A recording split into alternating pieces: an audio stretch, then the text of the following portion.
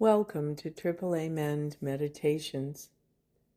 Today we're going to reflect on readings 10, 64, 106, and 111 as Bill sees it, on the matter of self-searching and the importance of inventory. Number 10, Out of the Dark. Self-searching is the means by which we bring new vision, action, and grace to bear upon the dark and negative side of our natures. With it comes the development of that kind of humility that makes it possible for us to receive our higher power's help. Yet it is only a step. We will want to go further. We will want the good that is in all of us, even in the worst of us, to flower and to grow. But first of all, we shall want sunlight. Nothing much can grow in the dark. Meditation is our step out into the sun. A clear light seems to fall upon us all when we open our eyes. Since our blindness is caused by our own defects, we must first deeply realize what they are. Constructive meditation is the first requirement for each new step in our spiritual growth. Search for motives. Some of us clung to the claim that when drinking, we never hurt anybody but ourselves. Our families didn't suffer because we always paid the bills and seldom drank at home.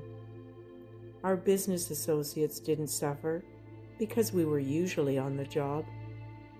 Our reputations didn't suffer because we were certain few knew of our drinking. Those who did would sometimes assure us that, after all, a lively bender was only a good man's fault. What real harm, therefore, had we done? No more, surely, than we could easily mend with a few casual apologies. This attitude, of course, is the end result of purposeful forgetting. It is an attitude which can be changed only by a deep and honest search of our motives and actions. Survey the past. We should make an accurate and really exhaustive survey of our past life as it has affected other people. In many instances, we shall find that, though the harm done others has not been great, we have nevertheless done ourselves considerable emotional injury. Then, too, damaging emotional conflicts persist below the levels of consciousness, very deep, sometimes quite forgotten. Therefore, we should try hard to recall and review those past events which originally induced these conflicts and which continue to give our emotions violent twists, thus discoloring our personalities and altering our lives for the worse. We reacted more strongly to frustrations than normal people. By reliving these episodes and discussing them in strict confidence with somebody else, we can reduce their size and therefore their potency in the unconscious. And then, perfect humility. For myself, I try to seek out the truest definition of humility that I can. This will not be the perfect definition because I shall always be imperfect. At this writing, I would choose one like this.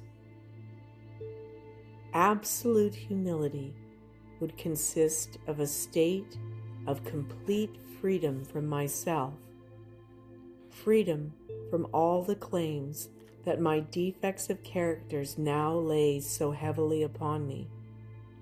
Perfect humility would be a full willingness in all times and places to find and do the will of God, the will of my higher power. When I meditate upon such a vision, I need not be dismayed because I shall never attain it, nor need I swell with presumption that one of these days its virtues shall all be mine. I only need to dwell on the vision itself, letting it grow and evermore fill my heart. This done, I can compare it with my last taken personal inventory.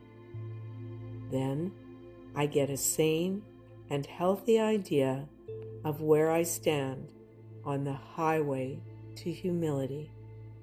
I see that my journey towards God has scarcely begun. As I thus get down to my right size and stature, my self-concern and importance become amusing. Thank you for listening.